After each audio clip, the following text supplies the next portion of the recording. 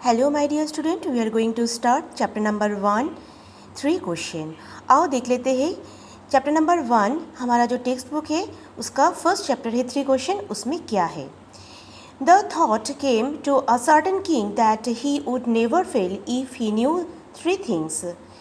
अचानक एक राजा को मन में आया कि अगर वो 3 चीज़ों के बारे में अगर जान जाए तो वो कभी फेल नहीं होगा. These 3 things were: what is right time to begin something, which people should be listened to, what is the most important things for him to do. वो 3 चीज़ों जो है ये है क्या वो अगर जान पाए कौन सा काम पहले करना चाहिए और किन किन को राजा का ज़रूरत होगा और किन किन की बात सुनना है राजा को, और सबसे इम्पॉर्टेंट काम क्या है वो जानने अगर पॉसिबल होगा तो राजा कभी फेल नहीं हो पाएगा. The king therefore sent messenger throughout his kingdom. इसलिए राजा ने चारों ओर दूत फैला दिया अपने राज्य में. Promising a large sum of money to anyone who would answer this 3 question. और उसने ये भी प्रॉमिस किया जो भी इस 3 क्वेश्चन का आंसर सही आंसर दे पाएगा उसको बहुत सारे रुपए मिलेगा और उसके साथ साथ बहुत सारा प्राइज़ भी मिलेगा. Many wise men came to the king but they all answered his question differently. बहुत बुद्धिमान लोग राजा के पास आए और तरह तरह का आंसर दिया उस क्वेश्चन का. In reply the first question, some say the king must prepare a timetable and then follow strictly. Only in this way they said could be do everything at proper time. तो राजा को जो पहला question था कि वो कौन सा काम सही टाइम में करना है किस तरह से पता चलेगा, तो सभी ने कोई बोला कि राजा को एक टाइम टेबल प्रिपेयर करना चाहिए और उसी की अकॉर्डिंगली उसको काम करना चाहिए तो कोई भी काम छूटेगा नहीं और प्रॉपर टाइम में भी हो जाएगा. Others said that it was impossible to decide in advance right time for doing something. कोई बोला तो एडवांस में तो ये पता करना मुश्किल होगा कि कौन सा काम पहले करना है. The king should notice all that was going on, avoid foolish pleasure and always do everything seem necessary at the time. तो राजा भी ये इसको मतलब ध्यान में रखा कि ये जो उसने 3 क्वेश्चन पूछा है ये मजाक ना बन जाए और उसकी नेसेसिटी के अकॉर्डिंग काम हो जाए. Yet another said that king need counsel of wise men who would help him act at the proper time. कोई बोला राजा को एक बुद्धिमान लोग रखना चाहिए एज अ काउंसलर जो बता देगा कौन सा टाइम में क्या काम करना है. This was because one man would find it impossible to decide correctly without help from others the right time for the every action. अगर वो काउंसलर के पास भी कभी कभी इम्पॉसिबल हो जाएगा कि सही डिसीजन लेना. But then the other said that there were some things which could be urgent. कोई बोला कभी कभी तो काम बहुत अर्जेंटली आ जाता है. This things could not wait for decision of council. वो जब अर्जेंट काम आ जाता है तभी कोई काउंसिल का डिसीजन लेने का भी टाइम नहीं मिलता है. In order to decide the right time for doing something it is necessary to look into the future. तो हमें अगर कौन सा काम ज़रूरी है वो कहने के लिए फ्यूचर की बात को ध्यान में रखना होगा. And only magician could do that. और फ्यूचर के बाद बता सकते हैं एकमात्र magician. The king therefore would have to go to the magician. इसीलिए किंग को राजा को अपना एक मैजिशियन के पास भी जाना चाहिए. In their answer to the second question, some say that the people most necessary to the king, few others choose the doctor, and yet others said his soldiers were most necessary. जो second question था राजा का कि कौन लोगों का बात सुनना चाहिए, तो इसके आंसर भी अलग अलग लोगों ने अलग अलग तरीके से दिया. राजा को कोई बोला राजा को काउंसलर का ज़रूरत है, कोई बोला राजा को पुरोहित का ज़रूरत है, कोई बोला राजा को डॉक्टर का ज़रूरत है, कोई बोला राजा को सोल्जर का ज़रूरत है. जो कि बहुत इम्पॉर्टेंट है, बहुत ही ज़रूरत है। To that three questions, some said science and choose fighting and 8 other religious worship. तो जो राजा का जो थर्ड वाला क्वेश्चन था कि राजा को कौन सा काम पहले करना चाहिए, तो इसका भी अलग अलग आंसर आया। कोई बोला साइंस रिलेटेड जो भी काम है वो पहले करना चाहिए, कोई बोला जो फाइटिंग वाला जो काम है देश का रक्षक वाला वो पहले करना चाहिए, कोई बोला धर्म के पथ पे चलना चाहिए और पूजा पाठ करना चाहिए। As the answer to his question were so different, the king was not satisfied and gave no reward. तो राजा का ये अलग अलग जवाब जो आया वो राजा को पसंद नहीं आया, उसका सेटिस्फेक्शन नहीं मिला, इसलिए किसी को रिवार्ड भी नहीं दिया।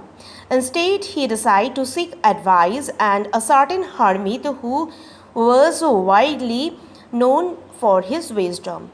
तो राजा ने डिसाइड किया किसी हर्मित के पास जाना चाहिए, देश में जो भी अच्छा हर्मित है उसके पास जाना चाहिए और उसके बात को ध्यान में रख के उसका बुद्धि का मतलब उसका वो जैसा रास्ता दिखाएगा वैसे ही राजा चलेगा।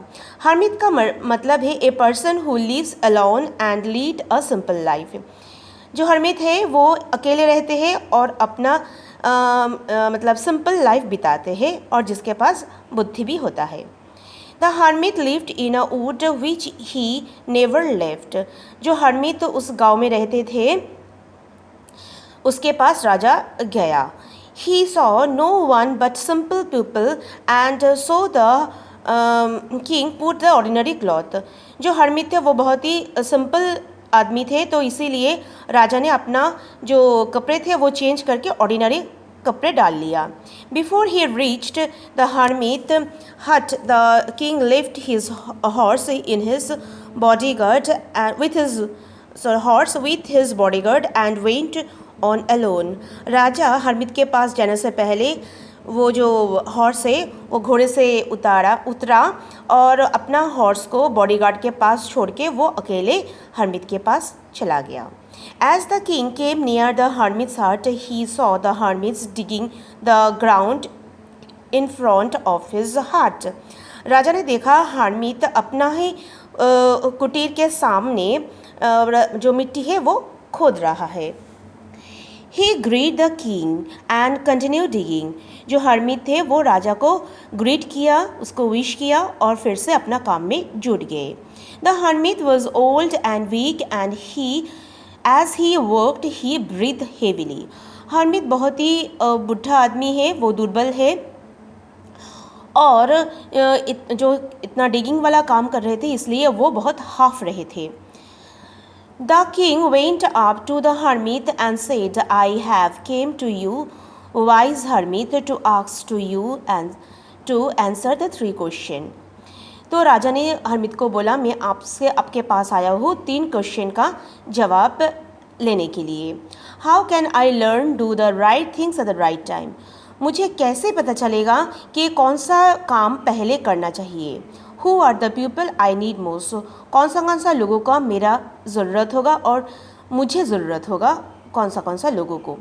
And what affair are the most important, और कौन सा काम सबसे ज़्यादा इम्पॉर्टेंट है। The hermit listen to the king but did not speak. Hermit ने तो राजा के बात को सुना मगर कोई आंसर नहीं दिया। He went to on digging. You are tired said the king, let me take your spade and work in your place.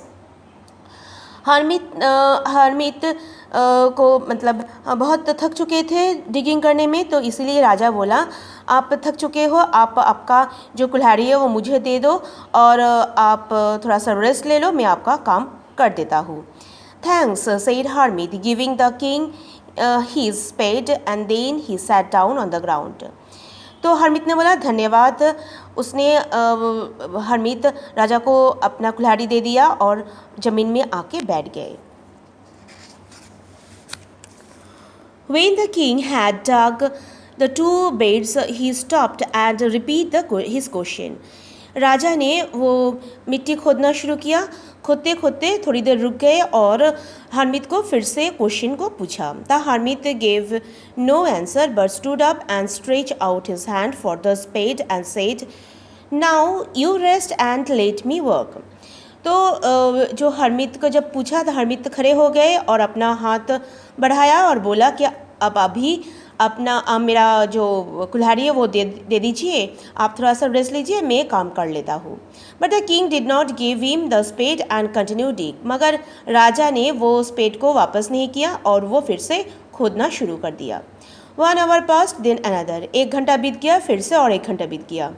The sun went down behind the tree, और जो सूर्य है वो अस्त जाने लगे पेड़ के पीछे और अंधेरा होने लगे। And at last the king stuck the spade into the ground, और इसके बाद राजा ने जो स्पेड है वो जो मतलब कुल्हाड़ी है वो नीचे ग्राउंड पे रख दिया। And said I came to you wise man for an answer to my question. तो राजा ने बोला मैं आपके पास आया था ये 3 क्वेश्चन का जवाब मिलने के लिए। If you can give me no answer tell me so I will return home. अगर आप मेरे क्वेश्चन का आंसर नहीं दे पाते हो तो आप मुझे बोल दो, मैं फिर से घर में वापस चला जाऊंगा। Here comes someone running said the Harmeet. Harmeet ने बोला कोई आप यहाँ पर दौड़ के आ रहा है। तो यहाँ पर हमारा पार्ट 1 ख़त्म हो जाते हैं। पार्ट 2 हम लोग नेक्स्ट वीडियो में शेयर करेंगे। इतना तक तुम लोग अच्छे से पढ़ लेना और समझ लिया होगा। Thank you.